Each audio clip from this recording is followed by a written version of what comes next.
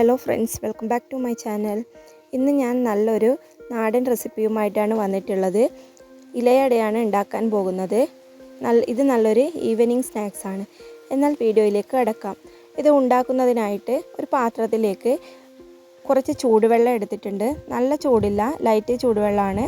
അതിലേക്ക് ആവശ്യത്തിനുള്ള ഉപ്പും ചേർത്ത് കൊടുത്തിട്ടുണ്ട്. ഇനി അതിലേക്ക് ഇലയട ഉണ്ടാക്കാൻ ആവശ്യമായിട്ടുള്ള അരിപ്പൊടി ചേർത്ത് കൊടുക്കാം. നമ്മുടെ ഇടിയപ്പത്തിനൊക്കെ ഉപയോഗിക്കുന്ന പൊടിയാണ് ചേർക്കുന്നത്. ഞാനിവിടെ 2 കപ്പ് അരിപ്പൊടിയാണ് എടുത്തിട്ടുള്ളത്. ഇത് നന്നായിട്ട് കുഴച്ച് വച്ചിട്ടുണ്ട്. ഇനി നമുക്കിതിനെ ഒന്ന് അടച്ചു വെക്കാം. ഇനി ഇതിലേക്ക് ചേർക്കാൻ ആവശ്യമായിട്ടുള്ള തേങ്ങ എടുത്തിട്ടുണ്ട്. ചെറിയൊരു തേങ്ങയാണ് ഞാൻ എടുത്തിട്ടുള്ളത്. ഇനി ഇതിലേക്ക് ആവശ്യത്തിനുള്ള പഞ്ചസാര ചേർത്ത് കൊടുക്കാം. ഞാനിവിടെ 7 ടേബിൾ സ്പൂൺ പഞ്ചസാരയാണ് എടുത്തിട്ടുള്ളത്. നിങ്ങളുടെ മധുരത്തിനനുസരിച്ചിട്ട് പഞ്ചസാര കൂടുതൽ ചേർക്കുകയോ അല്ലെങ്കിൽ കുറയ്ക്കുകയോ ചെയ്യാം.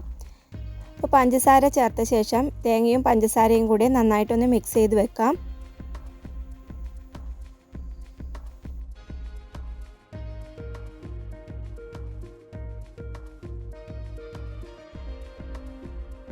ഇനി ഇലയട ഉണ്ടാക്കാൻ ആവശ്യമായിട്ടുള്ള വാഴയില ഇതുപോലെ ചെറിയ കഷ്ണങ്ങളാക്കി എടുത്തിട്ടുണ്ട്.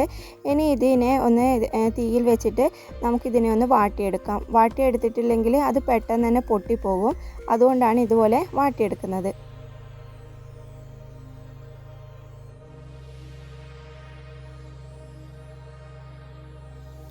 ഇനി ഞാൻ ഒരു ഇല എടുത്തിട്ടുണ്ട്. അതിലേക്ക് ചെറിയ ഒരു ഉരുള അരിപ്പൊടി കുഴച്ച് വെച്ചത് ചെറിയൊരു ഉരുളയെടുത്ത് ഇതുപോലെ പരത്തി കൊടുക്കാം ഇലയിലേക്ക്. ഇലയിൽ നിറച്ചും ഇതുപോലെ പരത്തി കൊടുക്കാം. ഇടയ്ക്കിടെ വെള്ളത്തിൽ കൈമുക്കണം. വെള്ളത്തിൽ കൈമുക്കി ഇതുപോലെ പരത്തിയെടുക്കാം. നല്ല നേർത്തതായിട്ട് വേണം പരത്തിയെടുക്കാൻ. ഇന്ന് ഞാനല്ല, അമ്മയാണ് ഉണ്ടാക്കുന്നത് ഇലയട.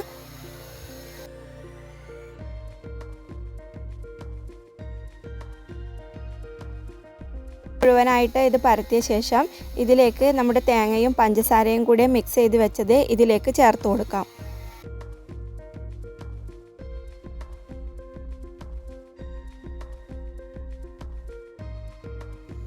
ഇനി നമുക്കിതിനെ ഒന്ന് മടക്കി കൊടുക്കാം. ഇതിൻ്റെ സെൻട്രൽ പോർഷനിൽ നിന്ന് നേരെ മുന്നിലേക്കായിട്ട് മടക്കി വെക്കാം. അതുപോലെ തന്നെ ബാക്കിയുള്ള അടയും അതുപോലെ തന്നെ ഉണ്ടാക്കിയെടുക്കാം.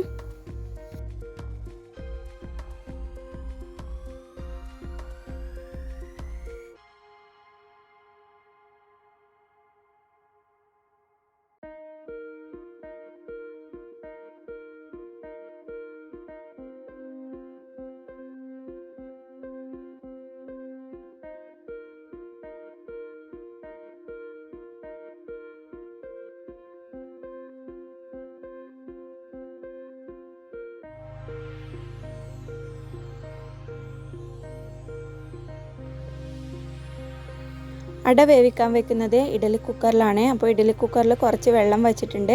അതിലേക്ക് ഇഡലി തട്ടിലേക്ക് അടയും വെച്ച് അത് ഇതിലേക്ക് ഇറക്കി വെച്ചിട്ടുണ്ട്. ഇനി ഇത് അടച്ച് വെച്ചിട്ട് നമുക്ക് കുറച്ച് സമയം വേവിച്ചെടുക്കാം. ഒരു 10 മിനിറ്റ് എടുക്കും ഇതൊന്ന് വെന്ത് കിട്ടാനായിട്ട്. അപ്പോൾ അടയെല്ലാം തന്നെ നന്നായിട്ട് വെന്ത് വന്നിട്ടുണ്ട്. അത് ഇലയിൽ നിന്നും നമുക്ക് മാറ്റി വയ്ക്കാം.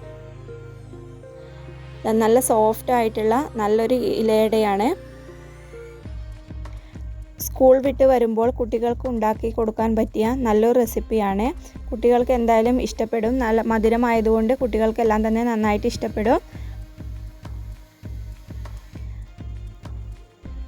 ഇലയട ഇതുവരെ ഉണ്ടാക്കാത്തവരാണെങ്കിൽ ഇതുപോലെ ഒന്ന് ട്രൈ ചെയ്ത് നോക്കണേ. വീഡിയോ ഇഷ്ടപ്പെട്ടാൽ ലൈക്ക് ചെയ്യാനും അതുപോലെ തന്നെ ഷെയർ ചെയ്യാനും മറക്കരുത്.